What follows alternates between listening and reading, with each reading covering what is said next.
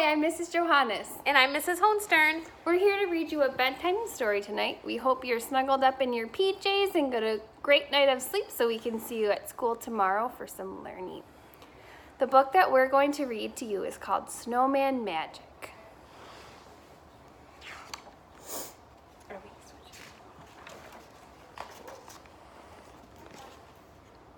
It had been snowing all day. Snowing, snowing, snowing. George was bored. There was no school, so he needed something to do. He kept looking out the window. Would it ever stop? The next morning, the sun was shining. When George looked out the window, everything was a brilliant white. The snow was so bright, it was almost hard to look at. If he squinted, he could see it was very deep, and it had drifted high against the slope in his backyard. George put on his warm socks and his snow pants and his flannel shirt. Then he put on his snow jacket, his boots, his mittens, and his hat. He was ready.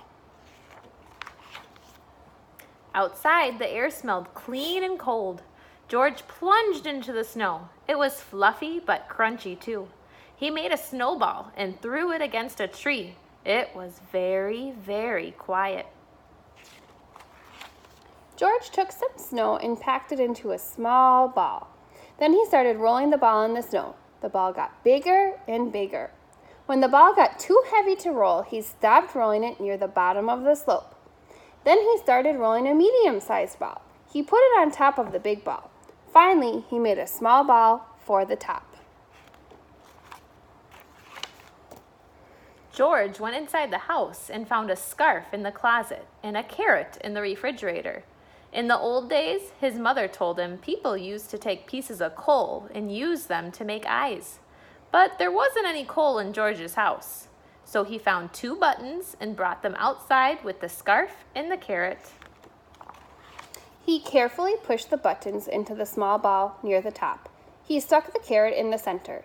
He found a few small twigs and used them to make a mouth. He wrapped the scarf between the top ball and the middle ball, and he found 2 branches to stick into the sides of the middle ball. It was a perfect snowman. George turned his head. He thought he saw the snowman smiling at him. Could it be? Time for a snack, said George. He went inside the house and got 2 mugs of hot chocolate and some cookies. He put them on the snow table. Would you like something to eat? George asked. I can't drink hot chocolate, the snowman said, but a cookie would be nice. It was magic. After their snack, George made a cave tunneling deep into the slope. He piled up snowballs at the entrance. Then he threw a couple at the snowman. The snowman made some snowballs and threw them back at George. His long branch arms helped him throw the snowballs very far. It was hard to say who won the fight, but it was still fun. The snowman chased George around the yard, and then George chased the snowman. The snowman couldn't move that fast, so it was easy for George to sneak up on him.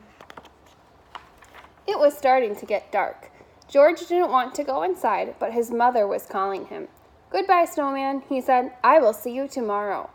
George thought he heard the snowman say, Good night. The next day it was warmer. The sun was even brighter, and the snowman was shrinking.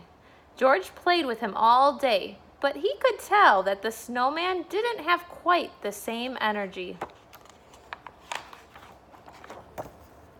Then it was Monday. George had to go to school. It was another bright, warm day. When he came home, the snowman was almost gone.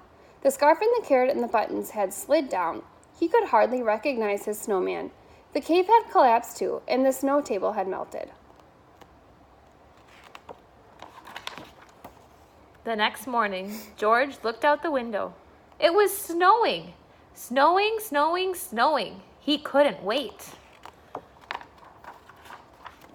To build his snowman again.